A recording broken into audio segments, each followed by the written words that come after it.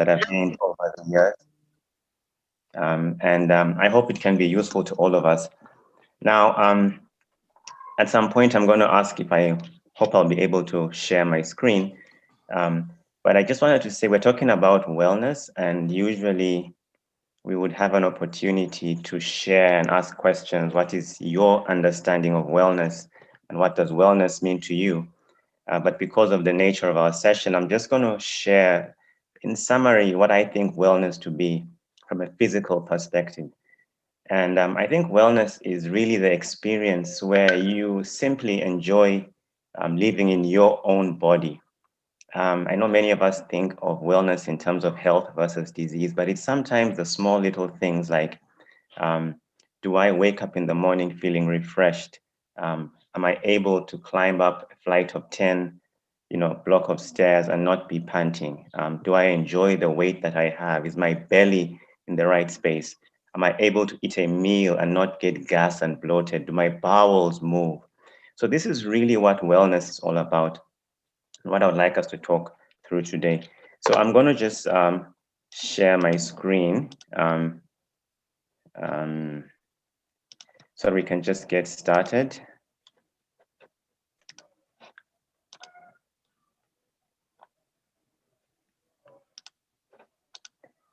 Um, Andrew, can you see my screen? Maybe you can just give me the go ahead. Yes, we can see a screen. Okay, fantastic. So basically, like I've just said, wellness is really what we all want. And maybe I can just share with you a little bit about my journey to wellness and why I do this today.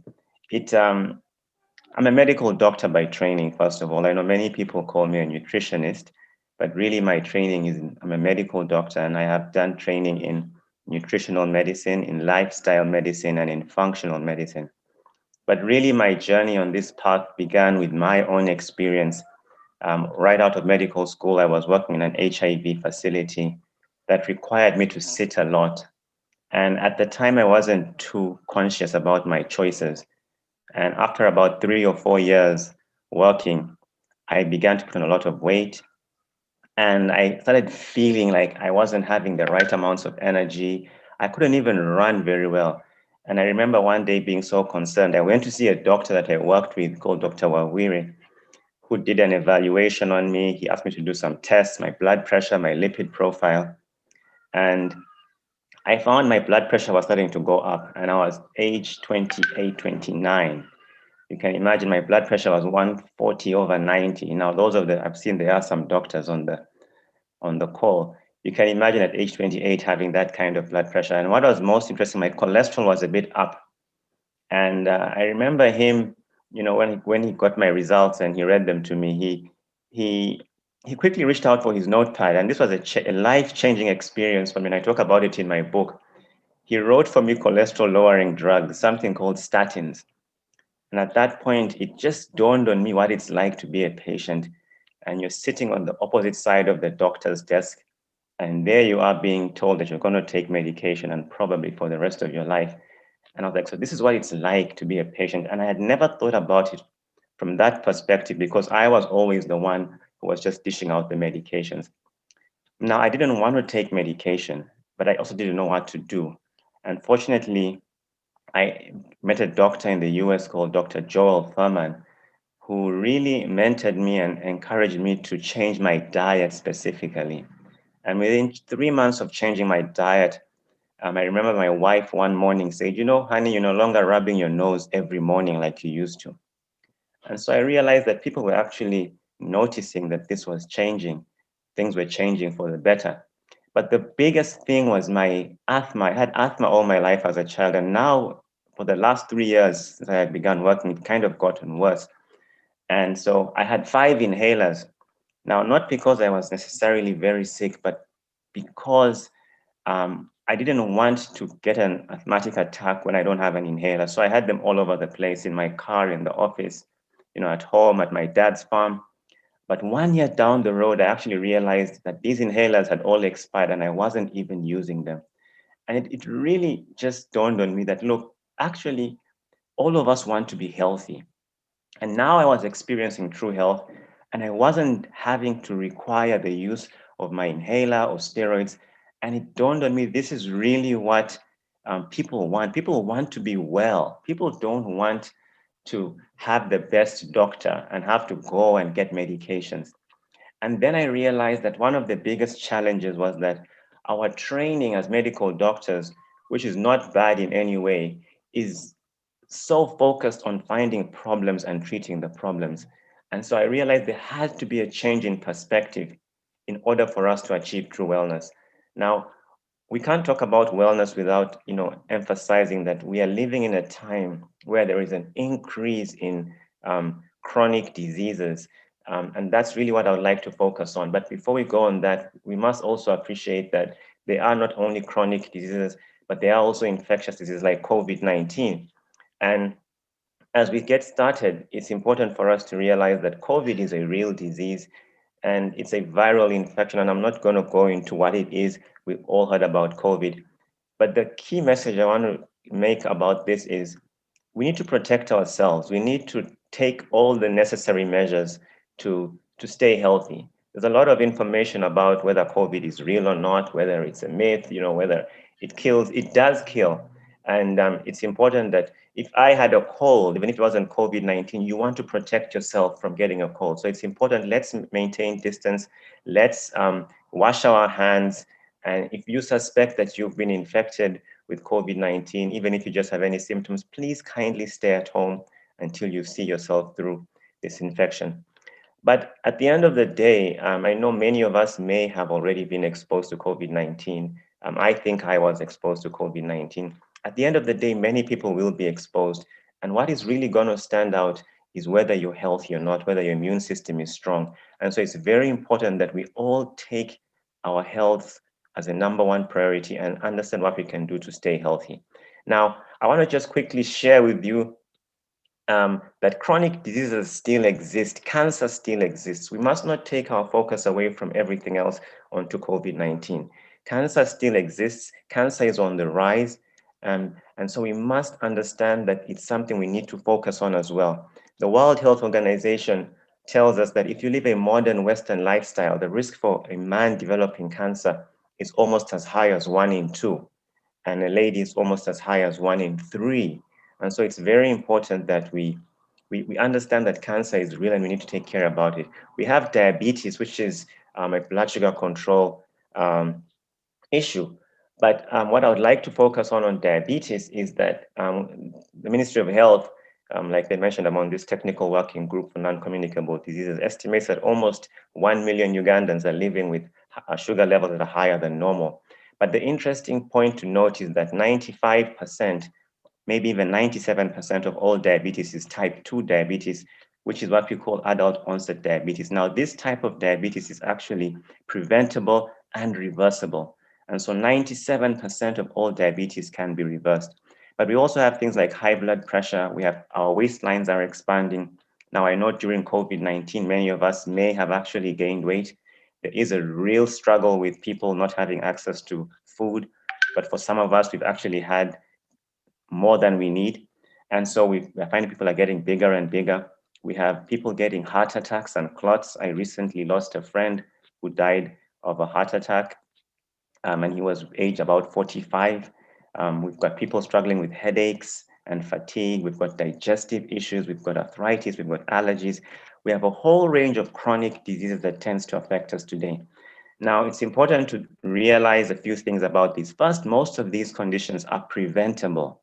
And so it's important we try and take steps to prevent these. The second thing to note is that these conditions can affect anybody, and not only the big people. The two groups of people that I really want to point out are vulnerable to chronic disease are those who are smaller, because once you're smaller, sometimes you think that your health is great and you think that people who are bigger are at risk. But actually, what we now see is that bigger people are taking steps to take care of their health. They're trying to lose weight, they're trying to exercise. And so they find that their risk may not even be as high as somebody who is smaller, who just thinks that they're healthier. The second group is our children.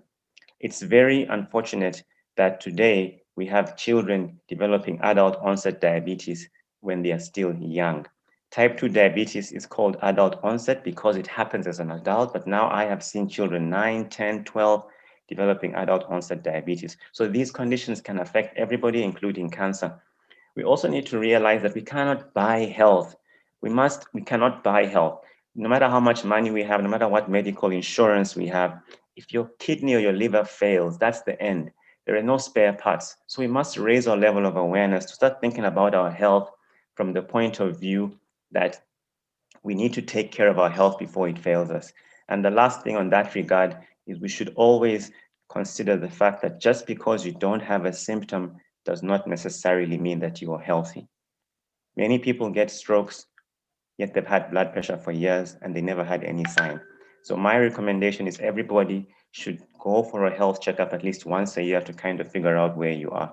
Now, one of the most important things to me that helped me change my focus was this whole concept of disease care versus health care. Now, we medical professionals are important because we help people when they are sick. But the real question is, do you want people to first be sick and go to a doctor, or do we want people to be healthy? Now, if you look at this graphic, you will look at the top of the screen, you're going to see all kinds of health conditions, cancer, allergies, diabetes, heart disease. Now, in the medical profession, and I really want to be respectful because I'm a part of this, we tend to have medication for each and every one of these problems. Now, if you have diabetes, there is metformin. If you have allergies, there is cetirizine. If you have cancer, there is chemotherapy. If you have high blood pressure, we've got amlodipine and Telvas. There is a tablet or a pill for every ill. Now, we need to think critically, does this help the patient? And most of the time, the answer is no, because we need to appreciate that symptoms are not the enemy. Symptoms are our friend. When you have high blood pressure, when you have high blood sugar, when you have a fever, that's a good thing because your body is actually alerting you to the fact that something is wrong. Now, if you just take a tablet to suppress your blood pressure, then you will not actually solve the problem because you will have the cause remaining. And so it's very important for us to figure out what is the cause of all these problems. And that's where we need to put our focus. Now, if you look at the bottom of this graphic, that's where we have all the root causes. And the number one cause of most problems is actually an unhealthy diet. Now, I want to just kind of share with you and show you from a perspective of root cause analysis what happens when we eat unhealthy food to the point where we develop high blood pressure and go on to develop unfortunate consequences like a clot or a stroke. So at the top part of this graphic, you can see a blood vessel and blood is flowing properly. There is an arrow. I hope you can see my cursor. This arrow just shows you the direction of the blood flow. But on the second image, you see a yellow or brownish like substance, which we call a plaque. Now, this is a substance that comes from the amounts of sugar and fat in our diet. If you're eating an unhealthy diet, then this starts to form in your blood vessel. Now, at the point just above the plaque where you see the tip of the arrow, you will notice that the size of the blood vessel lumen has narrowed. Now, what that means is that the blood is not going to be able to pass the same way it did above. So what your body will do to compensate for that is it will increase the pressure at the point of the white arrow to try and overcome the blockage that will be there because of this yellow substance. So high blood pressure is often a compensatory response to increased resistance to blood flow. It is not a bad thing. It is actually a protective measure to ensure that blood continues going on its journey.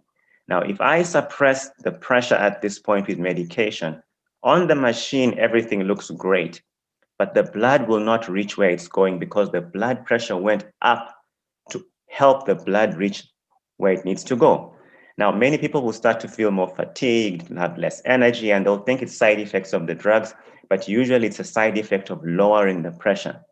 Now, what we need to appreciate is you can actually stay on pressure medications, but if your diet doesn't change, then this plaque or this fat substance will continue to grow and eventually block off your blood vessel completely. And at this point, not even medication can help you because, like you can see, blood cannot reach its destination. So when this happens, the part to the right will start to die.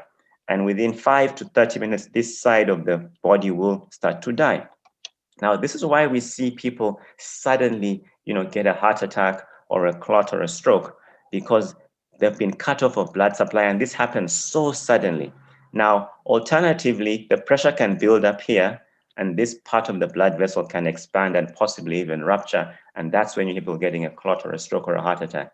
Now, it's important to realize that in all of this, the issue is your diet is actually leading to the high blood pressure. And so you need to focus on that. Now, this is what it looks like in real life. If you look at this image, and I really apologize, sometimes it's not very graphically pleasing to the eye, but this image on the left is a blood vessel. I hope you can see my cursor, but there's a black oval part. This black oval part is where the blood flows, but this black oval part was initially much bigger. And you can see this is how big the lumen should be. And this you see is fat. So this is what really happens in our hearts, in our blood vessels. And this happens because of our diet. Now, in Western countries, they can actually remove this, but in Uganda, we may not have that luxury. So we must take care of our health. Now, aside from poor diet, other things that actually lead to health challenges are things like toxic substances. Most of us think of tobacco and alcohol and think that just because we don't consume these, our health is great. But even things like sugar, like ketchup, like soda, these are toxic to our bodies. We have stress, we have lack of exercise, we have lack of sleep. You know, these are all the main things that cause our health to struggle.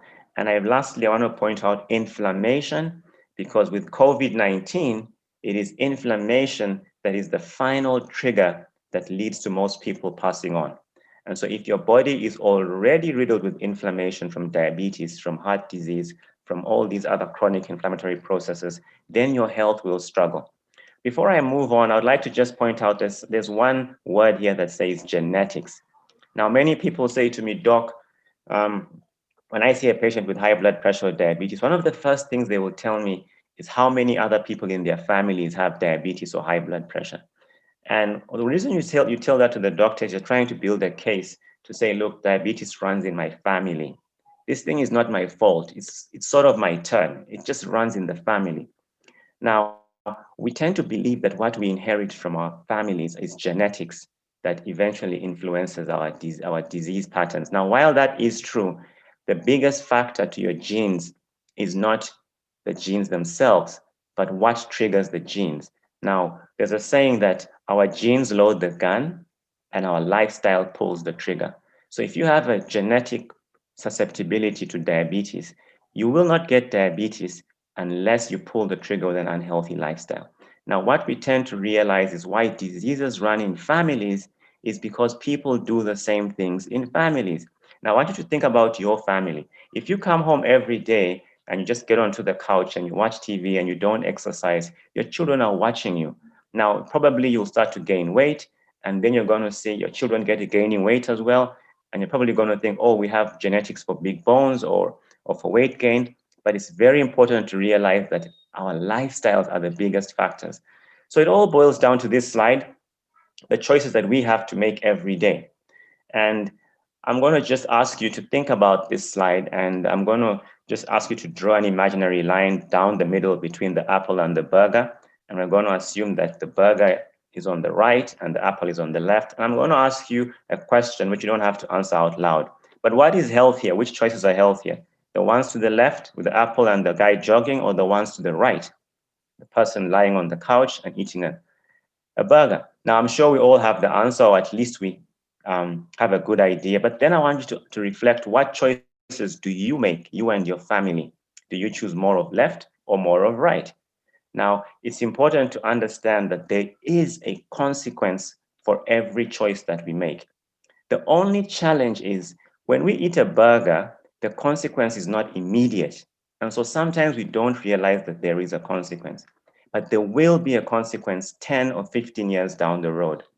Now, it's very sad to see somebody pass away from a condition that could have been prevented. But many of us don't realize how important health is until we begin to lose it. Now, I always like to share a story, and I'm going to just share it here, about a time I went to have lunch with a doctor, a pharmacist, somebody I went to school with, and she chose chips, chicken, and sausages for her meal.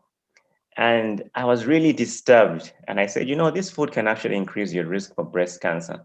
And then she said something interesting. She says, I cancel that in the name of Jesus. And everybody else we were with said amen. Now, initially, I didn't know what to say. And I've shared this story before, and many of you have heard it. But after a while, I said, look, it's true we can cancel things in the name of Jesus. It's true we can claim health, but we must appreciate that God put laws in this world. The same God we serve is the same God who put laws, and laws like gravity. And if you want to know what gravity is, just go on the main road and just throw your phone up and let it go, and you will see it fall to the ground. Now, sometimes I ask people, and I know this sometimes may seem like we're putting God to the test, but I ask people, are you able to throw your phone up and then say, I cancel gravity in the name of Jesus?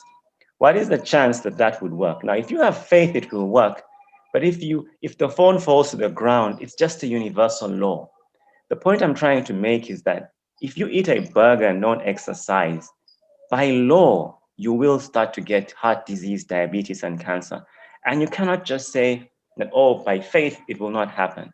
We must understand that in First Corinthians, I think it's chapter 6, verses 19 to 20, it says, your body is a temple of the Holy Spirit, whom you have received from God, and it goes on to say that you were bought at a price. Your body is not your own. Therefore, honor God with your body. So I'd like us to change our perspective and start thinking about our body as a temple and start thinking about the choices that we make.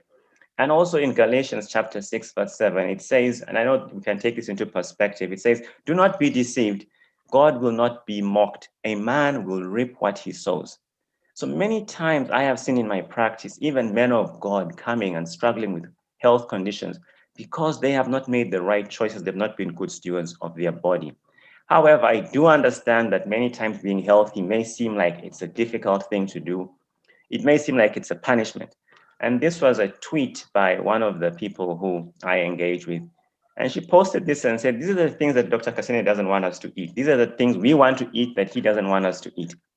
Now, from the outset, that may seem like, okay, why should I suffer with my health? Why should I, live a miserable life only to eventually go on and die? But I'm going to just say two things. First, I've never seen anybody in my practice who says, Doc, I have lived a good life. I have eaten what I wanted to eat. I'm suffering. Let me die. Everybody wants to live. But I also want you to just think about this for a minute. Sometimes I'm sitting at my desk and I see a 28-year-old girl come and tell me that she has stage 4 advanced breast cancer. Sometimes a parent brings me their 11-year-old son and they are 140 kilos with stage 2 high blood pressure. Sometimes I see a young girl walk into my clinic, age 15, with adult onset diabetes. Now, these are our children. And I begin to wonder, is this really what life should be? So I'm just going to ask you as we dive into the next 20 minutes of the presentation to talk about how to eat healthy, to really think about the choices that we make. The next time you put something in your mouth, ask yourself, is this good for me or not? And remember this, no one has ever regretted taking care of their body, but many have regretted neglecting it. So we're going to talk about some principles around food that can help you to live a healthy life. And I'm going to start off with water. And I'm going to say, look, water is the single most important nutrient for the body. Water is a nutrient. This is because our body is 60 to 70% water for most of our lives. Every body requires a minimum of 2 liters of water a day. Now, the best estimate for each individual person is to have their weight in kilograms and divide that number by 30. And this applies even to children. But so if you're 90 kilos, for example, and you divide by 30, that's 3 liters. If you're 60 kilos, that's 2 liters. Now, this is the amount of water we need. And it's important to understand a few things. First of all, at least half of this should be pure plain water. But even water-rich things like fruits and vegetables and healthy drinks like green tea can count to your water intake. But it's important that we drink water. For children, they don't have to drink 2 liters a day. Usually it's between 4 to 6 glasses if they're still younger, and between 6 to 8 as they middle age. But it's very important that we drink more water. I want to just say the best temperature is room temperature or warm water, and we should try and avoid hot and cold. We should try and avoid drinking as we eat because it affects our digestive process. Try and drink half an hour before food and 2 hours after meals. A very important thing for us to reflect on is many of us think we can drink all our 2 liters of water in the morning. I think it's best to drink throughout the day. And my recommendation is to drink half a liter every 3 to 4 hours. So if you wake up at 6 a.m., have half a liter, then at 9, then at midday, then at 3, then at 6, you will find you're getting 2.5 liters of water. Please try and avoid sipping water throughout the day. Because when you drink throughout the day, first of all, it makes you go to the bathroom a lot. But secondly, it can make your brain absorb too much water, which can make it to swell. So drink at intervals and drink room temperature or warm water. Many of the conditions we struggle with are really because of not drinking enough water. Headaches, joint pains, high blood pressure, and even memory conditions. Now, I'm going to recommend that we start every day with 2 glasses of water. Everybody have 2 glasses of warm water first thing in the morning. This is because our bodies are cleansing and detoxifying throughout the night, and we want to flush out those toxins. Put some lemon and cucumber. However, if you have a digestive condition or digestive discomfort, it's important that we be careful with the lemon because it can aggravate, heartburn and things like that. But it's nice to throw some cucumber in your water. If you struggle with that, just drink plain water or just throw in anything else that makes your water taste better. It's important to filter our water simply because, unfortunately, in Uganda, a lot of the water we drink is tap water, boiled water. Now, while we boil the water, we may remove toxins. So we may remove bacteria, but we may not always remove toxins. Now, the water filter you see on the right, the brown one, this is a water filter that was taken. This is from my house. Now, I actually bought a water filter from Davis and Shirtliff, and I was told it would last me 3 to 4 months. But within 2 weeks, my water system was all clogged and water wasn't flowing. And when we went to check, we found that this is what the filter looked like. So although the water is sometimes clear, many times it has impurities. And so I'm going to urge you to just kindly get a water filter, either for your drinking water or to put one under your sink in the kitchen so that all the water is filtered. And you can also get one for bathing. So eating a healthy diet. Now, I want to just share with you principles of eating a healthy diet. And I do acknowledge that there is a lot of confusion today, especially from the experts. And I can tell you, even I struggled for a while because I have two mentors. One is Joel Furman, the guy I really respect. And he's one of the guys who says, don't eat animal foods, eat almost no animal foods. And I have another mentor called Mark Hyman in our Institute of Functional Medicine. He says, eat a good amount of animal foods. And I'm thinking, how can we have two experts, say totally different things and hope to both be correct? And I realize this is what brings confusion. So I'd like to share with you some principles, and they're listed in my book. I believe there are 7 principles that are very instrumental that will help us get to the bottom of all the food confusion. However, as I get started on the point of eating a healthy diet, I've always believed that, to solve the impasse where man and scientists cannot agree, why don't we ask God what to do? God made man. The Genesis, they tell us God made man. On day 6 of the creation, he made man in his own image. And then he didn't leave man hanging. He actually gave man the instruction on what to eat. And this is what he said in Genesis chapter 1, verse 29. And this is the NIV version. Then God said, I give you every seed-bearing plant on the face of the whole earth, and every tree that has fruit with seed in it, they will be yours for food. Full stop. This is Genesis chapter 1, verse 29. Now, different versions say it's a bit differently, but I want to just point out something interesting, which is sort of just by the way.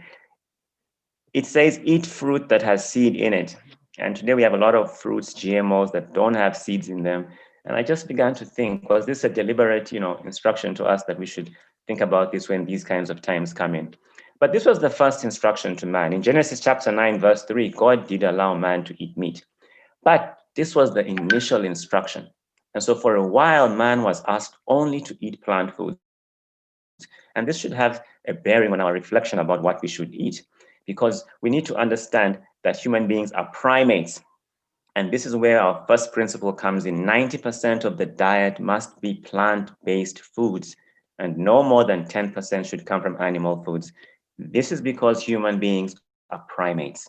Primates have long and coiled digestive systems. And so food takes between 24 to 72 hours to pass through our system. On average, it's about 40 to 50 hours.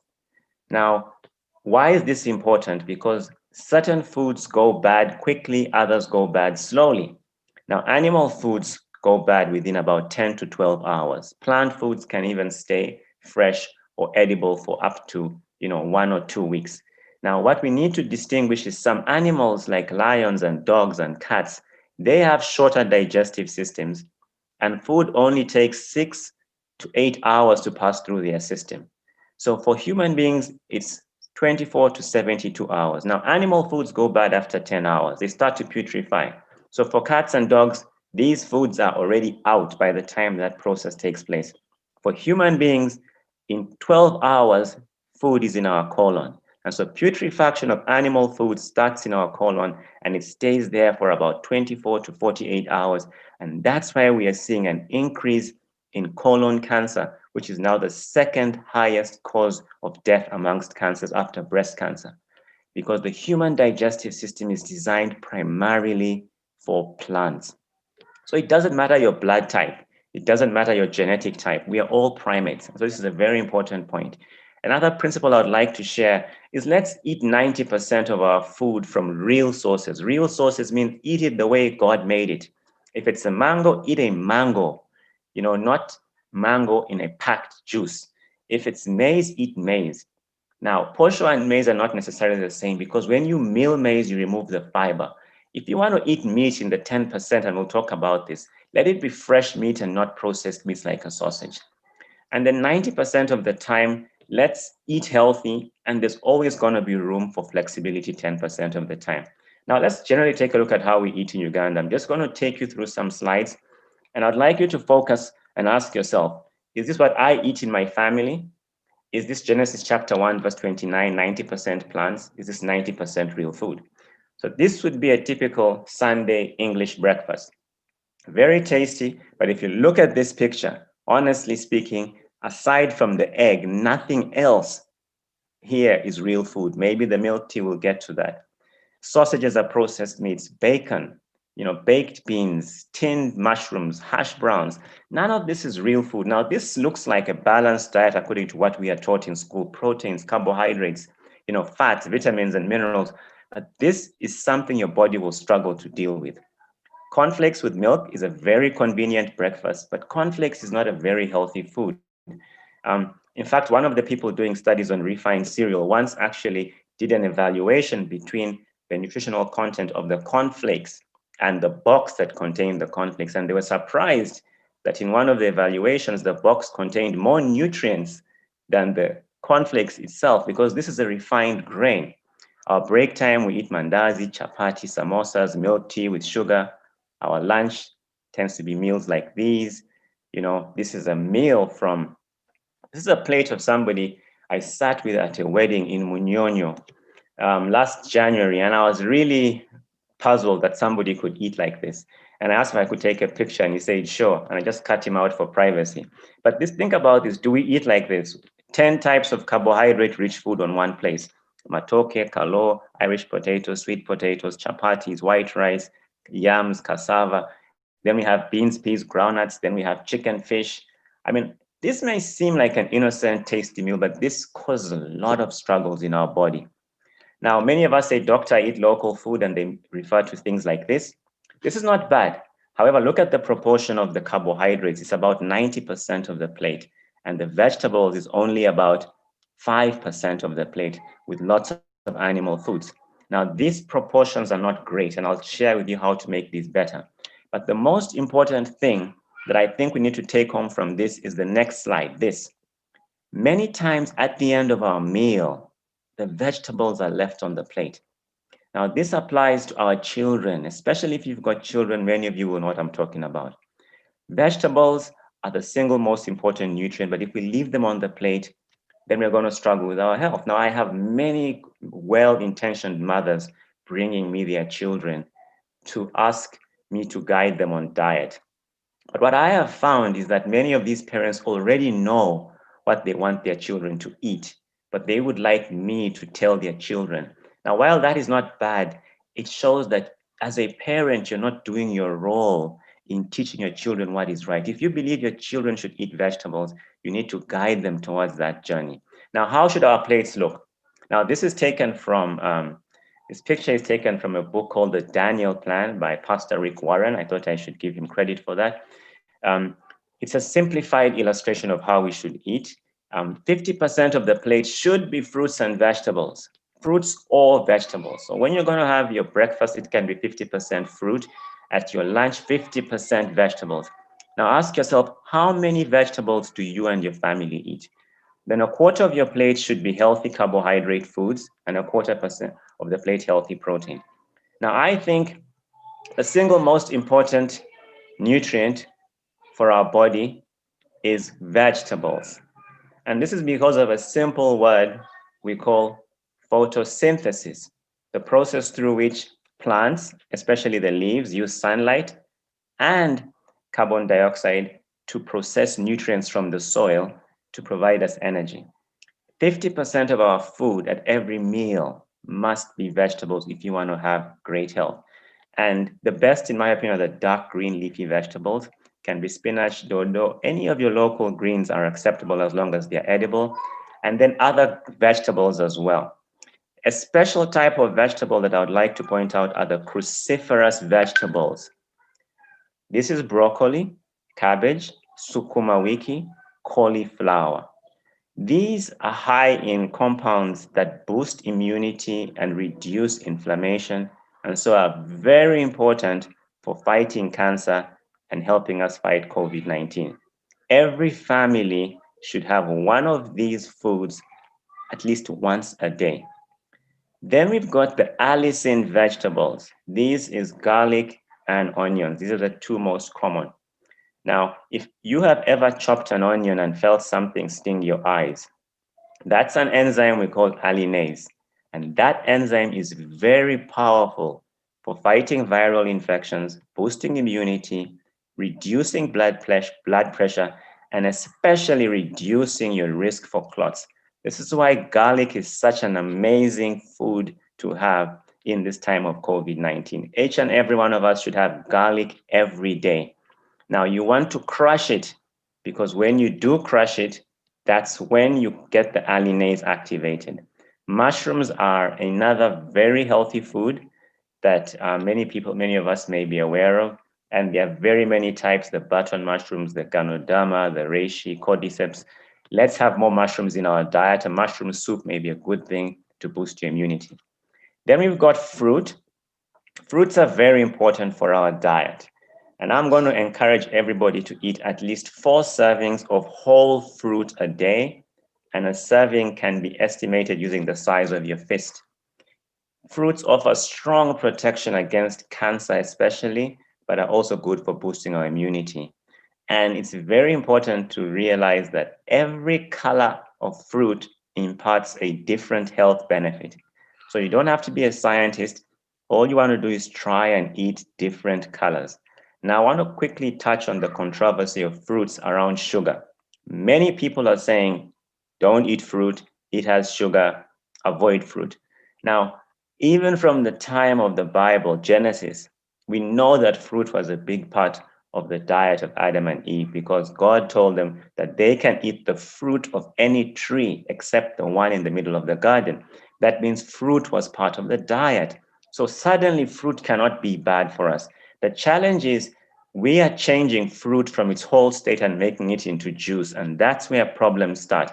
If you go and buy mangoes and you peel them, you remove the skin, which has fiber, and then you chop them up and you blend them and you sieve them and you remove more fiber, and then you add sugar, and then you drink mango juice. Now, that is going to be harmful for your body because the sugars are going to spike and be converted into fat and cause a whole range of problems. So fruits are not bad, but we should eat fruits whole with the peel or the skin where edible and avoid drinking fruit juice as much as possible, especially if it has been sieved.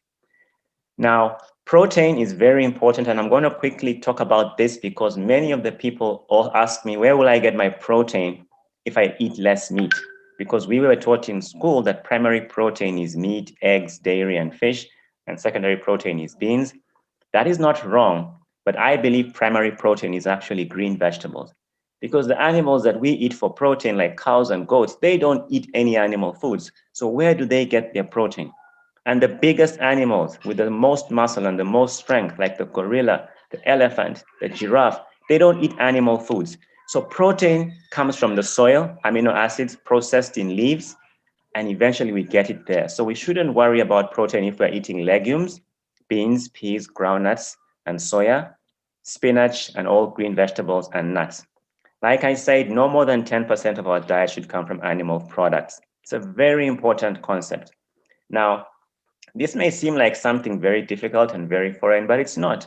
And in my book, as I was writing, I had a chance to interview my grandmother, especially my mother's aunt, who lived in who was almost in her hundreds by the time I interviewed her.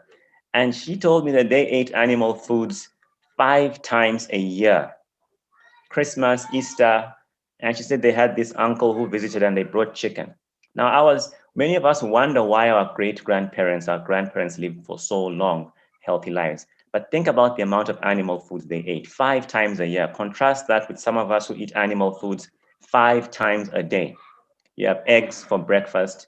You have meat samosas at break time. You have chicken for your lunch. You go out for pork with a friend and you still have beef for dinner. And we are wondering what's going on. We need to have no more than 10% of our diet from animal foods. Now, a simple way for me to get this explanation to others is to say we have 7 days in a week and we've got 3 meals in a day on average.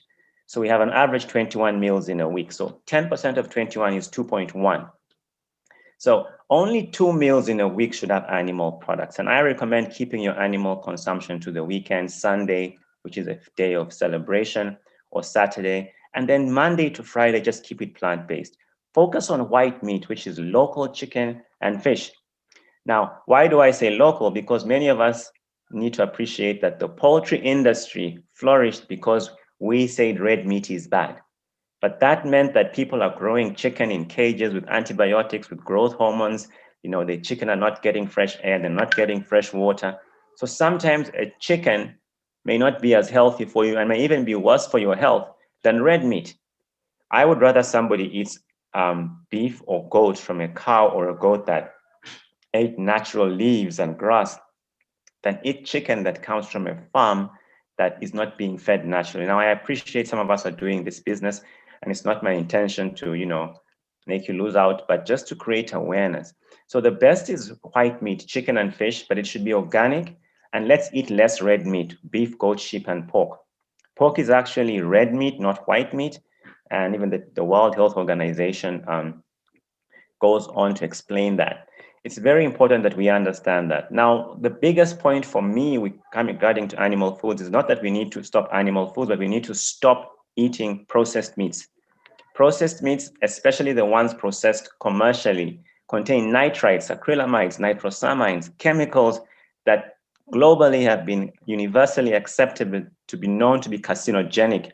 These are cancer-causing substances, and WHO has this on its website that sausages and processed meats cause cancer. Now, this may seem like a strange concept, but it is. Now, if you're making your own sausages at home in a natural way, that's different. But if you're buying processed meats from the supermarket, you really want to stop that.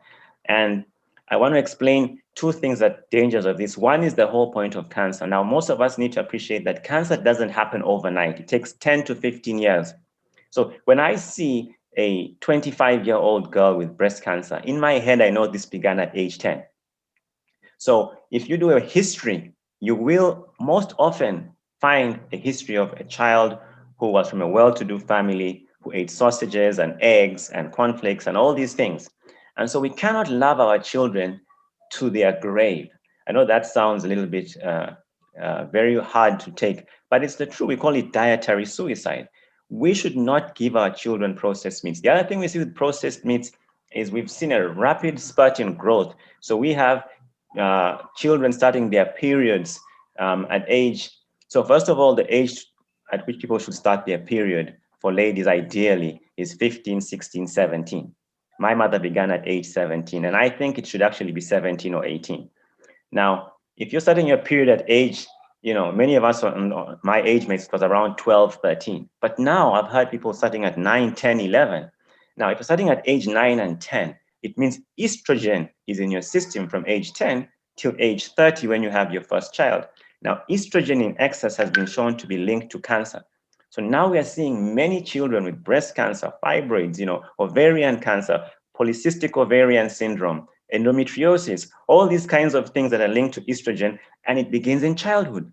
So we must not give our children these foods. Now, once in a while at a party, that's fine. But I'm a strong, supporter that we should actually get these things out of our supermarkets and out of our society. So carbohydrates, are they healthy or unhealthy? They are very healthy. We need to appreciate that the first enzyme in the mouth and the only enzyme in the mouth is amylase for digesting carbohydrates, meaning carbohydrates have a role in our diet. The two things to note about carbohydrates is they are energy giving foods. So if you're not very active, you don't need too much of them. If you're not very active, you don't exercise a lot, if you don't involve, your job doesn't involve walking a lot, try having no more than 20% of your diet from these foods, no more than a quarter of your plate. The challenge we have in Africa is when we talk about food, we talk about matoke, potatoes, rice, chapati, cassava, kalo, and this tends to predominate our plate, 60 to 70%. So let's not avoid carbohydrates, but let's eat less of them and let's eat them in their natural whole state. Focus on the colorful ones, sweet potatoes, pumpkins, yams, even Irish potatoes and matoke. The same goes with grains. They're also carbohydrate rich food. Let's eat whole grains, eat maize whole, millet, whole grain bread, brown rice. Carbohydrates are not bad, but eat them in small quantities. If you go on a very low carbohydrate diet, your brain won't have nutrients and energy. And so it's important not to cut out carbs completely. What you do want to cut out are refined carbohydrates. And these are refined white flour foods, things made from refined wheat, bread, chapati, mandazi, samosa, pasta, pizza, cake, white rice, posho. When we refine grains, we remove the fiber and the nutrients. Grains are not unhealthy, but all the nutrition is removed when we make wheat flour or maize flour or white rice. And so these foods are dangerous for our systems because they spike our blood sugar levels and they lead to a fatty liver, a big belly, and they're also linked with high cholesterol. And it's important for people to realize that high cholesterol is more a function of refined carbohydrates than fat from food. It's carbohydrates that are converted to fat that are the biggest problem. So let's avoid these foods and try not to eat them, especially to our children. I know these are great foods to pack as snacks, great foods for our break time, but they are harmful to the body. Now, the number one food to avoid in the carbohydrate family is refined sugar and things like donuts that have sugar on them. Sugar is the biggest threat to mankind, not even COVID-19. I know this may sound a bit controversial, but the main reason why COVID-19 is such a big problem is because people are not healthy. If people were healthy, COVID-19 would be fought off by most people and it would never be a challenge for us. But a diet high in sugar means that our immune systems are low. And I would like to emphasize a very important point. 1 teaspoon of sugar will cause a suppression of your immune system by 50% for up to 4 to 6 hours. If you have 3 teaspoons of sugar every 6 hours, you basically don't have a functional immune system. It's very, very important. Now, on to dairy products. There's a lot of debate, should we eat dairy products or not? I think milk is a healthy food. There is no doubt about that. But if we just take a critical look at milk, milk is produced by mammals, mammalia, which means of the breast. All mammals breastfeed or feed their children in infancy and stop. So milk is an important food, but only in infancy. And milk is important only for the animal that produces that milk. Now, human beings are the only mammal that drinks milk beyond infancy, except cats and dogs that we give milk. They don't voluntarily look for milk. And we are the only mammal that starts drinking milk for another animal. Now, many people have said, doctor, really, is milk only for children? Yes. And some people have actually, especially some of the Christians, have said, Well, the Bible talks of the land of milk and honey. Some people from Western Uganda or Northern Uganda say my grandparents drank milk. It's important to understand. I think it's Corinthians, 1 Corinthians chapter 10, verse 23. It says, everything is permissible, but not everything is beneficial or edifying. Now, the same thing, people can throw an argument that Jesus turned water into wine. That means wine is permissible, but not everything is, edifying, and not everything is good for you, is beneficial. So we need to understand that cow's milk is designed for cows. Now, I would never stop somebody in a rural setting who has a nutritional deficiency from drinking milk.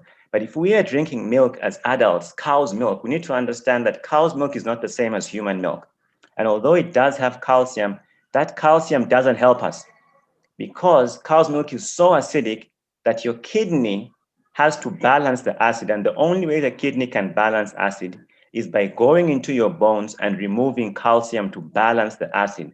So for every 10 grams of calcium you get, your kidney removes 12. So there's a net loss of calcium every time you drink cow's milk. So it's very important that we understand this. Then cow's milk has a lot of casein protein. Casein is a type of protein that is used to make glue. It's a very hard, sticky substance. And so many of us are struggling to digest cow's milk. Now, human milk, on the other hand, has very little casein and more whey. So breast milk from humans is 20% casein, 80% whey, and it's the opposite for cow's milk. So we shouldn't be thinking of cow's milk as a very nutritious substance that we should rely on for our bones and our teeth, without which we are going to struggle. Every nutrient that cows put in milk doesn't come from milk, it comes from the soil. Cows don't drink milk, so there's no way they can have calcium in their milk, unless they are eating it in the soil. So my recommendation is, let's change our conception about milk. First of all, it's high in fat and calories that has been linked with weight gain, heart disease, diabetes, and cancer. It's so acidic, it has been linked to osteoporosis. It's very allergenic and is bad for people, especially children who have immune issues. It's a very bad substance for them. So what is my recommendation around milk? First of all, after age 5, there is no scientific reason why you need to drink anything called milk, like cow's milk. However, once in a while, remember the 90-10 rule, 10% of the time you can have some milk if you'd like that. Let's just have healthy milk from a healthy animal if we want. Let's avoid cow's milk completely. You'd rather have goat's milk. And if you want to have dairy, you're better off taking the fermented types of milk like yogurt and ghee, because these are the process of making ghee and yogurt remove some of these harmful proteins and carbohydrates that are very hard to digest. But ultimately, I think the best thing to do is to look for plant-based sources of milk like almond, soy, and cashew milk. Very quickly, as we wrap up, I'd like us to talk about oil. So many of us think that vegetable oils are healthy and animal oils are bad, but that's not necessarily true. Like we've just said, ghee is not bad because ghee has very little of the harmful fats. It has very little of the harmful protein and carbohydrate. Rather, the things we should avoid, number one, is margarine.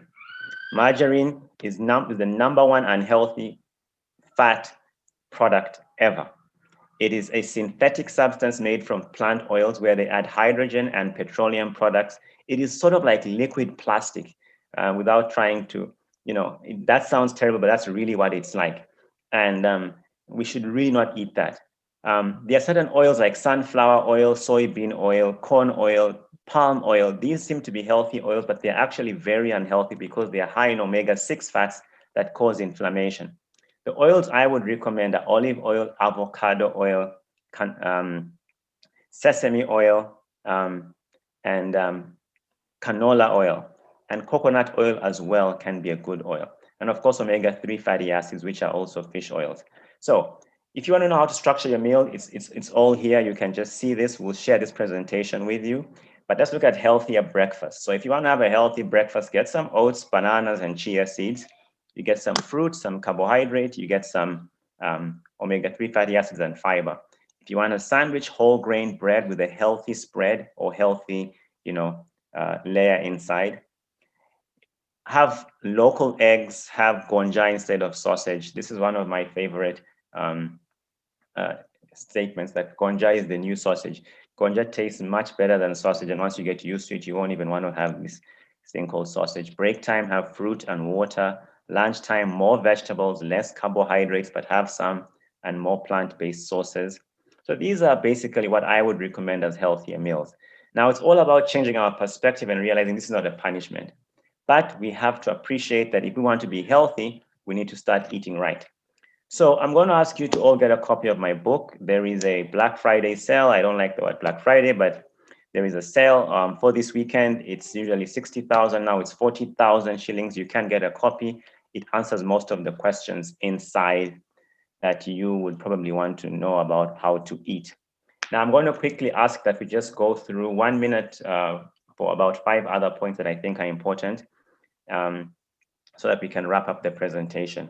The first is supplementing your diet. And I will say in an ideal world, we don't need supplements. We need to eat healthy, exercise, and live a healthy lifestyle. However, sometimes we have conditions where the body experiences more stress, like if you've had surgery, if you've had a very stressful life, if you've been exposed to very many infections, then we do need supplements, but the word is supplement, not substitute. For COVID-19, there are certain nutrients that have been shown to be particularly good for immune system: zinc and selenium, vitamin C and vitamin D, and then omega-3s and curcumin and garlic. Curcumin comes from turmeric and garlic. If you feel like you're high risk or you're more vulnerable, I would strongly recommend that you take a supplement for to boost your immunity in this time. And something that has zinc, selenium, vitamin D, and vitamin C. I recommend Nordic Immune. It has a 4-in-1, and it's much easier to get this into one supplement. Matcha tea is a very powerful immune booster, antioxidant promoting substance. It helps to burn fat, improve cholesterol, increase your energy. If you've gained some weight, it can be a good thing to have along with you. Dark chocolate. Dark chocolate is one thing that is very healthy because it's high in cocoa. You want to have at least 70% cocoa. Cocoa has actually been shown to be very powerful for reducing inflammation. And so it helps to reduce heart disease, high blood pressure, and the risk for clots. A study was once done that showed that dark chocolate with minimum sugar and dairy was actually as effective as some of the high blood pressure lowering medications. So if you want to have a treat, go and get some dark chocolate and have, a few of these pieces each day. It will be great for your health.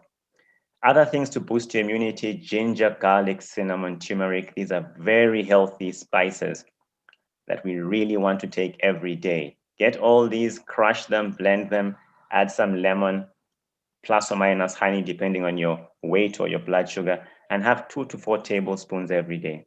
Herbs like aloe vera, ginseng, bitter leaf, also known as mululuza, are very good. If you're having congestion, you can steam these. They really help. But please don't be too aggressive in steaming so that you don't injure your lungs. Detox and weight loss. I threw in this because most people want to lose weight and most people want to lose their belly fat. But we first have to appreciate that the reason why we have a lot of belly fat and a lot of weight sometimes is because our body stores toxins in fat cells. And if you look at the image on the right, you will realize that this gentleman who is having a big belly, most of what you see are yellow, fat globules. And this means that there's a lot of toxins in this area. Now, why does the body store toxins? Why does the body store fat around the belly? Because the liver is the organ that detoxifies, and the liver is also in the same area. So the body always puts fat near the liver to store toxins, so that when it needs the toxins to be detoxified, they are nearby. Now, if you want to get rid of your weight or your belly, the first thing you want to think about is, do I need to detoxify? Now, detoxification is done in the liver. It's not something you buy, so it's not a supplement, it's not a colon irrigation. It's done in your liver, but there are certain foods that are high in antioxidants that support the detoxification process, like you will see on the screen.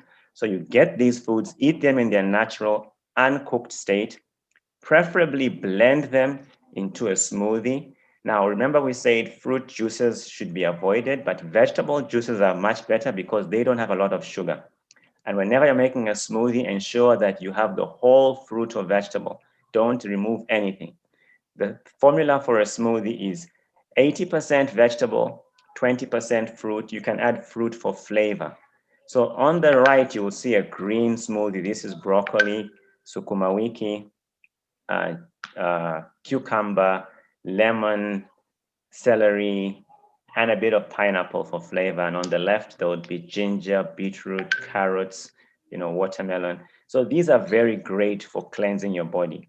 Now, we call this a juice fast because we would recommend that everybody should spend 3 days without eating solid food and drinking only vegetable juices. Now, many people come out and say, Doctor, this is so hard, this will suffer. But it's about perspective. Many of us Christians go on spiritual fasts, and we actually are able to spend hours without food. This is much easier because you're drinking in these 3 days. But if you do this, you allow your liver to detoxify, and then you start to see changes like these. This is Michael. In 2 months, he had amazing changes in his belly size, in his blood pressure, in his lipids, in his blood sugar. This is Florence, and they've allowed us to share these images with you. This is Peter. Many of you know them. We went to school together. This is Andrew. So the message is, once you take care of your body will take care of you. I encourage everybody to get themselves a NutriBullet or a high power blender, a Nutri Ninja, or anything that blends at least 600 to 700, you know, revolutions per minute, so that you are actually able to transform your vegetables into something that is smooth without you losing any nutrients. So when you juice, you lose pulp. When you blend, sometimes it's too thick, but when you extract within a NutriBullet, it's always easier to drink. Every home should have this. If this is going to be a New Year resolution, make sure you have a high power blender in your house and get your whole family drinking these smoothies. Throw in some bananas, throw in some avocado, throw in some berries, throw in anything that will increase the flavor. It will really help your children and yourself to start eating healthy. If you need help to detox or to lose weight, please get in touch with us. We'll be happy to assist you with that. As I wrap up, I just want to ask for a few more minutes to talk about exercise and just 3 more points. Um, I know my hour is up. Um, we cannot talk about wellness physically without talking about exercise. While it's an exercise, they say nutrition is king and exercise is the queen, and together there's a kingdom. So you need to have both a healthy diet and exercise to be healthy. It's not just about picking one or two. You can't exercise aggressively and eat unhealthy and expect to be healthy. Neither can you say, oh, I eat a healthy diet and I'm small, so I won't exercise. Both are very important. If you look at the human body, most of it is muscle. We were designed to move. The recommendation is to get at least 3 hours of exercise each week. Now, that can be 20 to 30 minutes of exercise every day. I recommend we exercise every day. I know they say 3 to 5 times a week, but I recommend every day. A day has 72 20-minute periods. We have 24 hours. You break that down into 20-minute periods, and there are 72 of them. If you just prioritize your time, everybody can get 20 minutes of exercise. Now, exercise doesn't have to be a gym or a treadmill or an exercise class. Anything that gets your heart rate up and gets you sweating is exercise. It could be a brisk walk, it could be walking up and down stairs, it could be dancing with your kids, it could be running up and down. It's very important that we get physical activity and exercise. Now, there is a difference between physical activity and exercise. Moving around during your day is physical activity. But if your heart rate is not going above 100, you're most likely not doing exercise, it's physical activity. Now, we also need to stretch and do strength exercises like planks, like sit-ups. Keep the things simple, but please exercise.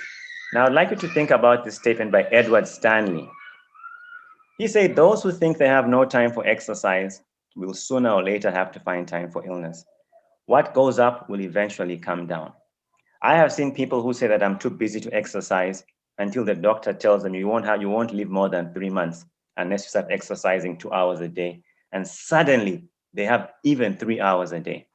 So let's make it a priority. Start simple. If you've not been exercising, start simple and build it up. Don't wait for your doctor to ask you this to make your health a priority. What fits your busy schedule better? 1 hour a day of exercise or being dead 24 hours a day? The last two things are sleep and rest.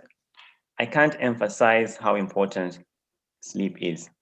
Many of us think that when we are younger, we can sacrifice sleep for health. That is one of the biggest misconceptions ever. The body requires 7 to 8 hours of sleep each night.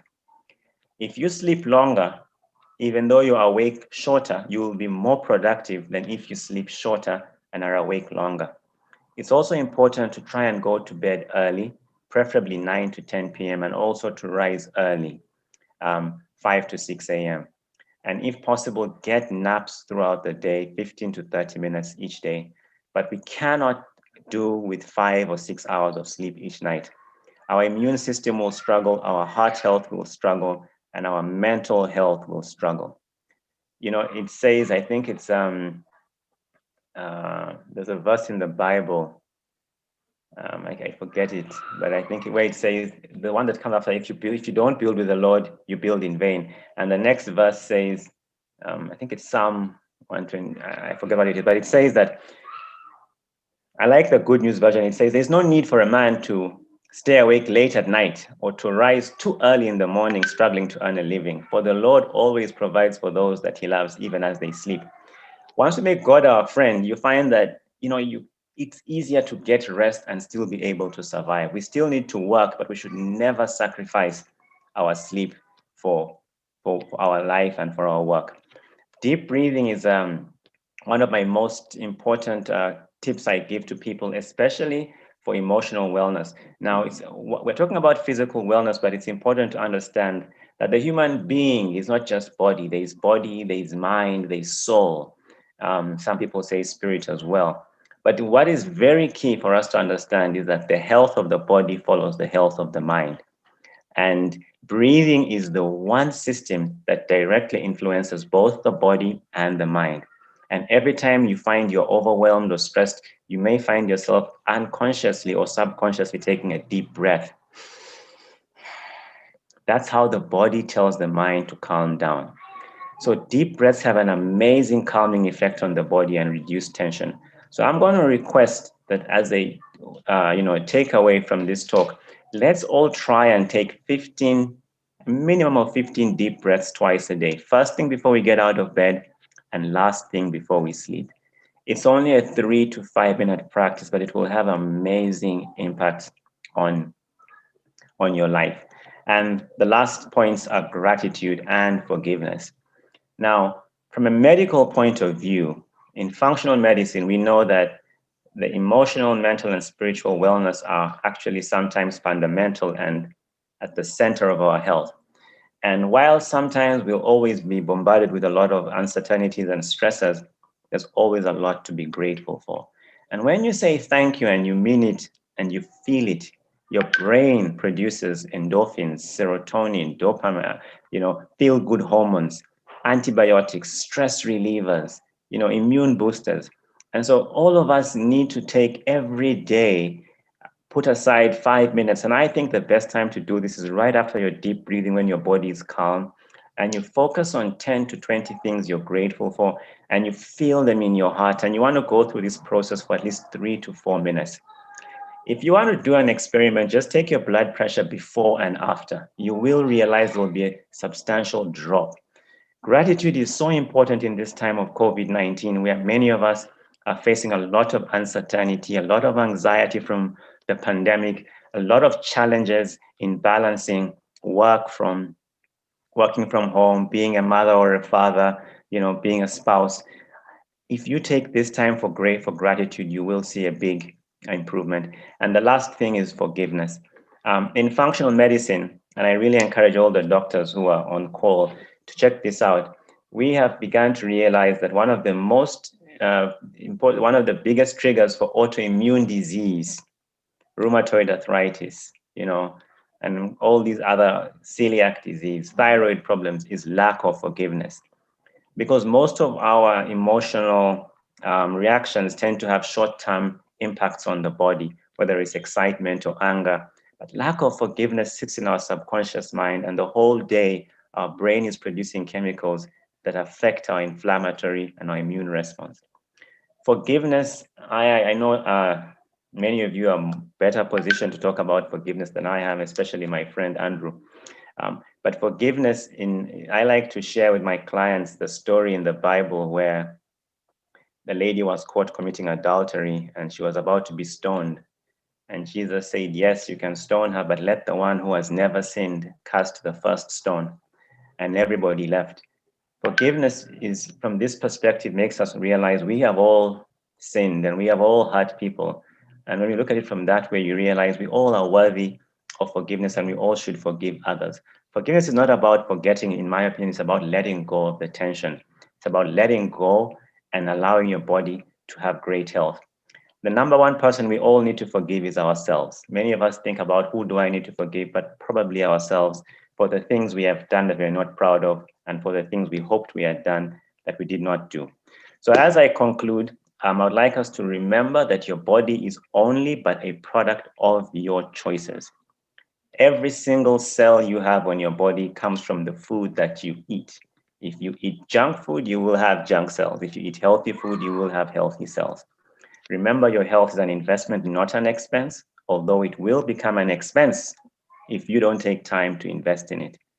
I'd like to conclude by saying that many of us are working so hard for the well-being of our families, but sometimes we are sacrificing our health for the wealth and for all the things we are working for. But there's a saying that many people will sacrifice their health to get wealth, but many will have to sell their wealth to get back their health. So let that not be our lifelong story. Let's find the right balance. Let's make health our priority. Let's make the right choices. Let's realize that being healthy is important. It's not a punishment. And that if we have the right balance and we take a step at a time, we will definitely reach there. So thank you very much.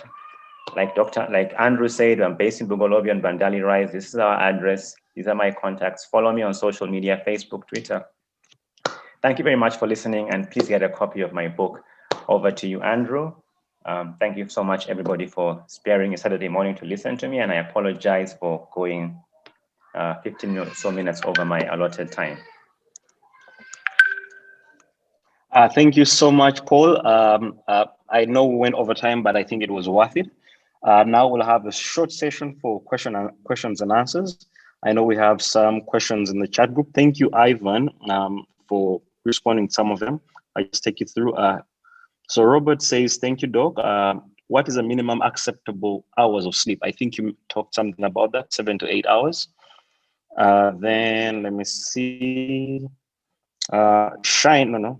Let me see 1 second. Let me just go back up. Shine Buanga says, does that mean I don't have to eat a burger or chips at all? Can I have a treat at least once a week? Please advise.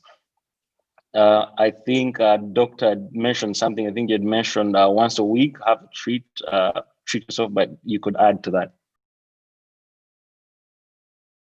Okay, yeah. So I think the most important thing regarding the question is about awareness. No, we shouldn't have any hard and fast rules.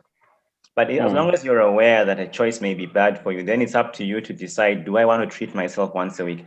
When I began to appreciate the dangers of some of these foods, I actually found I didn't even want to treat myself at all because I didn't want to put in my body something that will harm it. And so once you change your perspective about food, then it becomes a question of, do I understand the risk? Now, I'll tell you, if I visit friends or I go out with people, I don't say, oh, I don't eat a sausage. Although I rarely would eat a sausage, that's one thing that I won't eat. But if someone said, oh, I'm giving you maybe some fried chicken, once in a while, it's not going to harm your body because your body has an immune system that takes care of it. So we need to find the right balance. But to answer your question, once in a while is fine, provided it's not in excess. But I would want to encourage people to start shifting their minds to thinking, how can I find healthier alternatives? You know, one of the things we're going to be doing next year is trying to teach people how to make a healthy burger. So if you want to have a burger, why not have a healthy one? But at the end of the day, let's just raise awareness and ask ourselves, do I really want to eat this? If the answer is yes, enjoy it, but don't have it more than 10% of the time. Okay. Let me see. Ruben asks, in fact, it's a comment. It says, in fact, Dr. Foolishness can't take you to heaven. You are right. Our God puts natural laws for his glory. Let me see. Ruben again says, just mix vegetables with beans and put them together in reference to the vegetables and kids not eating vegetables. Doctor, you're right on sugar. Every time I lose my control on sugar, allergies begin, and finally viral infections come in. Thank you, Ruben, for the comment. Layla Dembe says, surely I need the book. Dr. Kasenene mentioned, I think we'll put up a post. I also post access to the book, how you can get it.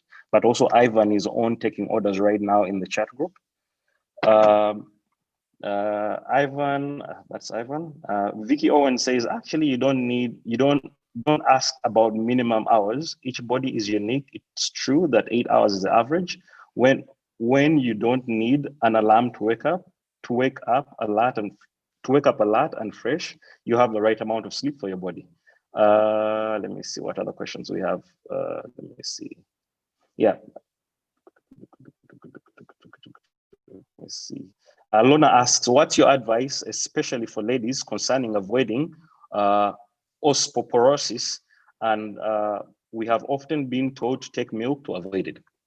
Oh, thanks. Thanks everybody for the comments, and thank you for all those positive remarks.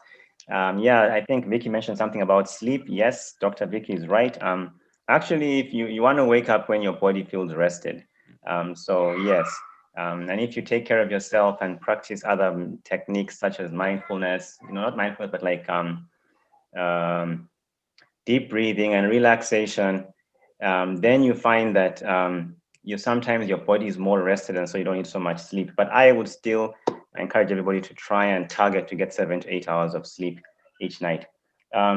Regarding osteoporosis, so it's important to understand a few things, that when a lady passes age 55 and they go into their later years and their hormones start to change, they become more at risk for getting osteoporosis and osteopenia. Now, what is important is calcium, not necessarily milk. So I would encourage a high calcium diet, and I would specifically encourage an abundance of seeds, simsim seeds, chia seeds, and flax seeds, together with an abundance of leafy vegetables. But I would rather people took a calcium supplement if you're finding that your levels are still low. But you should not take a calcium supplement alone. You should take a calcium supplement with vitamin D, because vitamin D is what calcium uses for bone health. I would say have a discussion with your doctor and see where your bone health is. It may be important to do a scan. They call them a DEXA scan, that looks at your bone composition or your bone mineral density, and then see what works for you. Sometimes changes in estrogens can actually be a challenge to you. And so it's important to really have an individualized approach to that. My last piece of caution is people who have a high risk for heart disease should be very careful about taking calcium supplements, because calcium can increase calcification of deposits in your blood vessels. But I would rather have a high calcium diet and vitamin D as well. But it's nice to always have a unique discussion with your doctor, especially if you feel like you are at particular risk for osteoporosis. Okay, thank you, Paul. Alan Kajana asks, I joined late, but I wonder if you talked about stress and effects on health and what foods and exercise can help deal with stress. So stress is typically a whole session on its own. So, but stress is basically your body's response to situations that you consider challenging. When we are stressed, our body produces adrenaline and cortisol to try and help us go through this situation. So if you're stressed and you already have tension in your body, I would really recommend, first of all, exercise. And I would recommend the high intensity exercises, because our body, when we have adrenaline, we have a lot of tension and it prepares us to fight. Unfortunately, when you're stressed, you cannot fight with someone today. We don't fight, we don't argue. So we hold the tension. But if you run or you cycle at a high speed, your body interestingly thinks you run away from the problem, and it helps to release the tension. The other things that I would really recommend are deep breathing, because when you take a deep breath, your body calms down. I would also recommend the practice of gratitude, because gratitude is an opposite emotional feeling to stress. and forgiveness. But one of the things I can quickly mention that is important for management of stress is perspective, because what stresses us doesn't stress everybody else. And so we need to realize that a stressor is really a subjective thing. And sometimes you're stressed because you're perceiving something to be difficult. And if you read Stephen Covey's book, Seven Habits of Highly Effective People, he explains that we can be in a situation and be very stressed about it until somebody helps you understand the perspective. I'll give you a simple illustration of a client who told me that they were so stressed out by their boss. They didn't want to go to work. Every time they went, she was so grumpy, she was irritable, she was shouting. And I asked her, why don't you ask her, what if there's anything in her life that, is troubling her? And they found that she had a very sick child who kept her awake every night, and she struggled to, take care of her, and she didn't sleep well. And once she realized that her supervisor was struggling with that, they came together as a team to find ways to support her. So a situation that was very stressful just changed into one where the situation became, people were more empathetic, more understanding because of a change in perspective. So whatever you're going through, sometimes there's another side to it that you don't really see, or something good can come out of it. So I always encourage people to try and understand perspective and try and look for the silver lining, or to try and understand that there may be something that they don't really see. And when you start to try and change perspective, stress is not the problem, but how you are responding. So as long as you're trying to understand that the situation may not be as bad as it seems, or there may be an opportunity to learn from the situation, then you'll have less stress. But I think you had a speaker talk about that probably last week or sometime back. But I hope that can be useful. Yes, Dr. Vicky did. Another question is, why is it not advisable to drink hot water, and what is your view on Coke Zero? So the body operates at a temperature of about 37 degrees. And the body, every time there's a drop or a rise in temperature, your body has to invest energy to try and restore the balance. We call it homeostasis. And so once you're drinking a lot of hot water, your body is going to invest energy to try and balance out the heat that is coming in through this hot water. Now, if you're drinking, the hot water is not really going to be a problem to you if it's like tea once in a while. But if you're trying to get all your water needs from hot water, then that's going to be a challenge to you. So I think the best temperature is room temperature to warm water. If it's a hot day, having some cold water or cool water is not going to harm you in any way. But if the best temperature of water is water that you can drink continuously until the glass is finished. If you cannot drink the water continuously, then it's either too hot or too cold. And that's a very simple measure. But if you want to have a glass of cold water or a cup of hot water once in a while, that's not going to be an issue. So I don't really like to talk about brands like Coke Zero and stuff because, it's people, those are their businesses. But one of the things I'll mention is that many of the sugar-free sodas, people are using sweeteners. And if you look, I would like you to always look at the ingredients of these sugar-free sodas. And wherever they say zero, there must be something making it sweet. And usually it's aspartame. Now, aspartame as a sweetener is actually, in my opinion, more harmful than sugar for two reasons. One, it really affects our brain health. And people start to slow down in the way their brains work. It has been linked with cancer. And so although it may be not affecting your blood sugars negatively directly, these are two real issues. Some people have even gotten seizures from these artificial sweeteners. So we must not think that just because there's no sugar, this is safe for me. Whether it's aspartame or sucralose or Splenda or xylitol, all these sweeteners, we must be careful. But the last thing I want to share with you about sweeteners is that more research is showing us that when you take a sweetener and the sweet taste goes on your tongue, usually the brain expects sugar because sweet usually is filled with calories. Now, when the brain doesn't get sugar, there is a negative reverse message sent to the brain that there's no sugar here. And then the brain will now ask you to make good on your promise for sugar. And so people who are taking sweeteners are actually being shown to eat much, much more because they have bigger appetites, they have more cravings for sugar than people who are not taking sweeteners. So while you're not getting any calories from that Coke Zero, ultimately you're going to have a bigger appetite and more likely to eat more unhealthy foods. But generally, even the other ingredients in soda itself that are used to make the soda are generally not healthy. So I would say let's kind of go towards the principle of eating healthy, natural food. I hope that is useful. Paul, we have a question here. What happens to people with insomnia? What recommendation can you make for people with insomnia?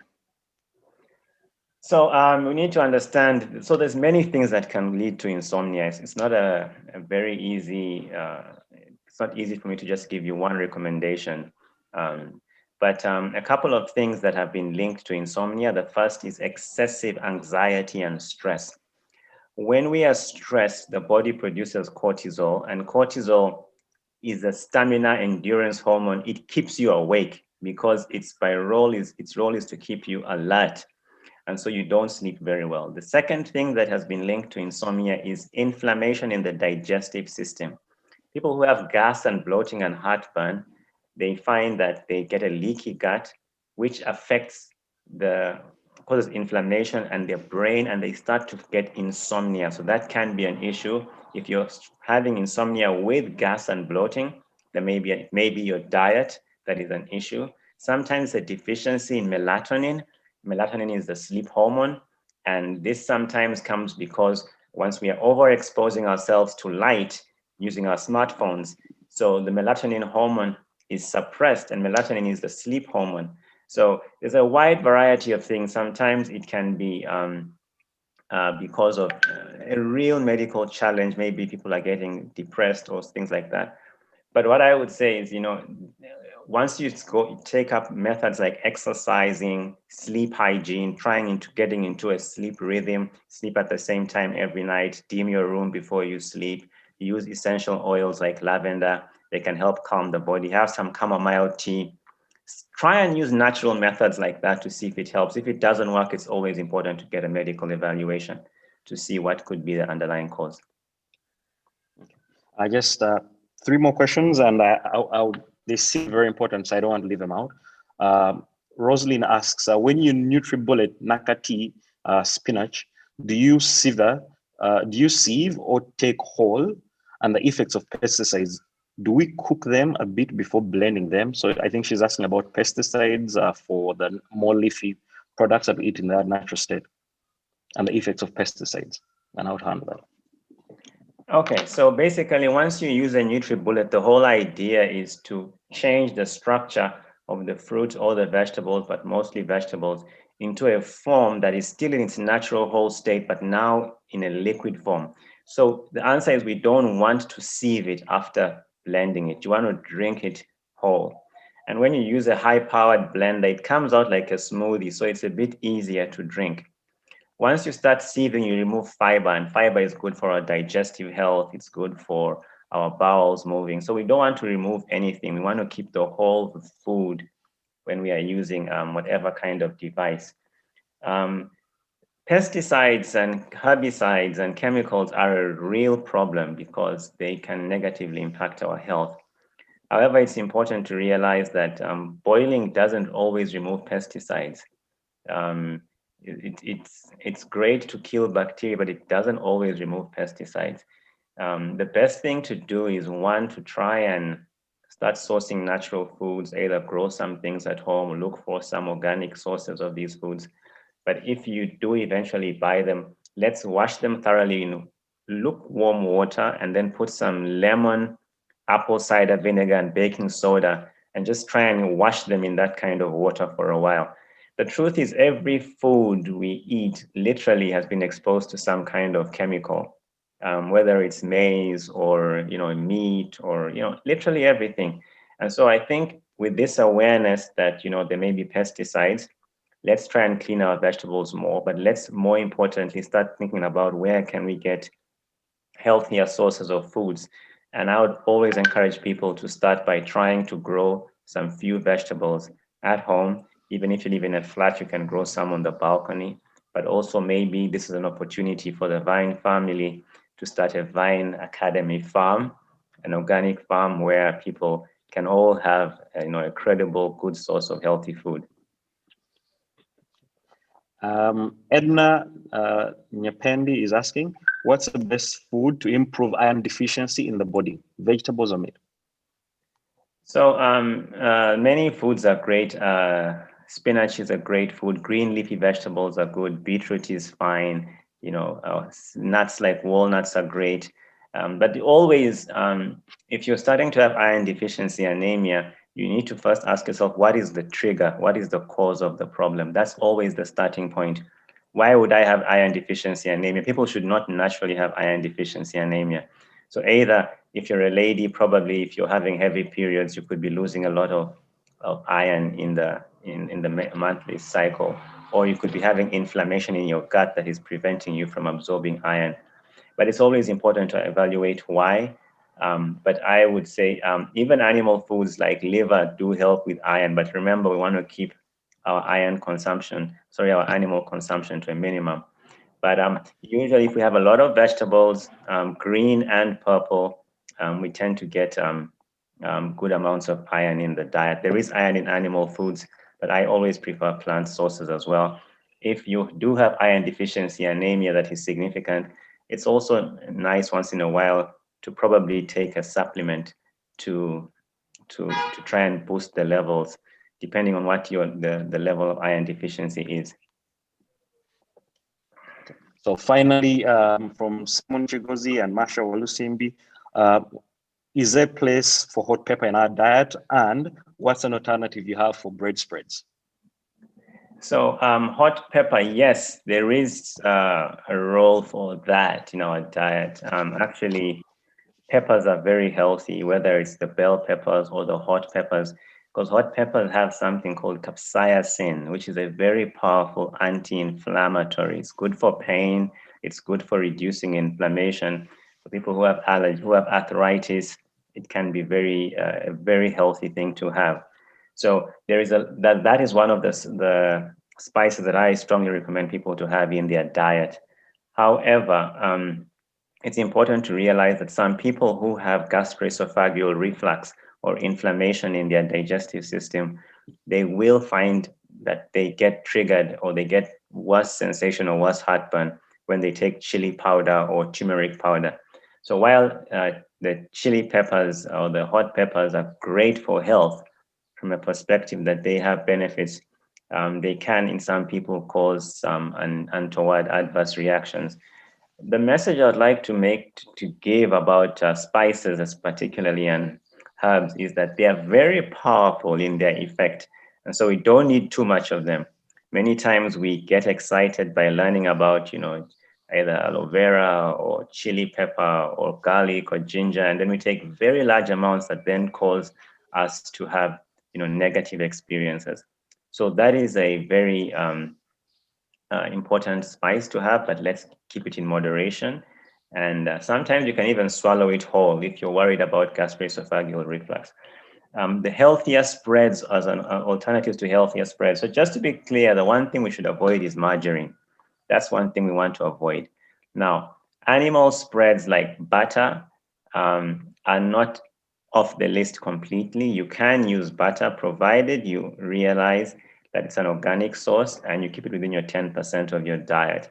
The healthier spreads I recommend are peanut butters or nut butters. You can make pastes from simsim, which is seeds. So it's either seeds or nuts. But again, if you go and buy peanut butter, please always read the ingredients. Whenever you see trans fats or hydrogenated fats, those are the fats we want to avoid. So as much as the plant-based spreads are a good alternative, it's best to make them naturally or to make sure that they don't have trans fats or hydrogenated fats. And I add another spread you can also use is honey, but let's use natural whole honey. I know many people are always concerned about is honey great versus sugar, but as long as you're using whole honey that is raw and that is not refined, then there is enough fiber in the honey to help with the regulation of blood sugar. But as long as someone has diabetes or is struggling with their weight, honey should always be used in moderation, even if it's considered a healthy thing. So just using natural, try and be creative with spreads. You can make an avocado paste as well. You just have to be creative. But I'll encourage everybody, if you just go online and just look up natural, healthy recipes, there's lots of information these days about what people can actually do. And like I said, next year we'll be having some more information about how people can actually eat healthy while enjoying it. All right. Thank you so much, Paul. We appreciate you taking the time. I'm sure we benefited as a Vine family. In case there are any more questions, we'll put out Paul's contacts in the chat groups, the Vine chat groups, so that you can reach him directly through his office. Paul, thank you so much. So I'll be leaving, but thank you everybody for having me on the call. I wish you a healthy weekend and stay well. All right. Thank you, Paul. I'll proceed to announcements. And again, I want to apologize. We've taken a little bit longer than we normally do. Announcements and closing remarks. Dr. Paul Kasenene is selling his book, Eat Your Way to Wellness, at a discounted price, like he had mentioned. And the link to purchase will be shared immediately after the session.